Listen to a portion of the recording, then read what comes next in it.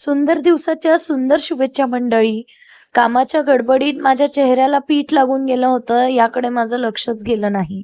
Video record झाल्यानंतर मला कळालं की माझ्या चेहऱ्याला पीठ लागलंय. संडे असल्यामुळे आमच्या अहोंचाच आज टिफिन होता. माझ्या दोघं दिरांना आज सुट्टी होती, त्यामुळे मी एकटीनेच आज टिफिन बनवला.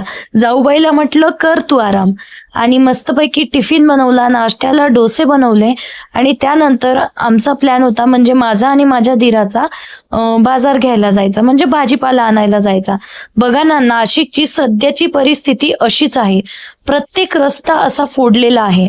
पण जाताना ना मला रस्त्यात ही मिरवणूक पाहायला भेटली.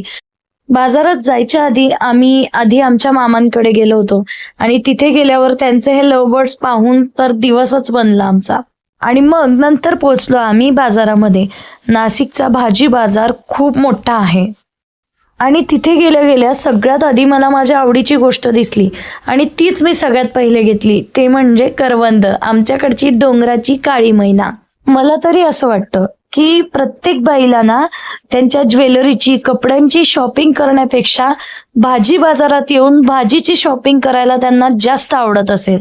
कारण मी ही अशीच आहे. मला माझ्या मनासारखा भाजीपाला भेटला नाही तर मी घेतच नाही. पूर्ण हप्ताभराचा मी बाजार केला आणि मगच घरी जायला निघाले. राधे राधे मंडळी.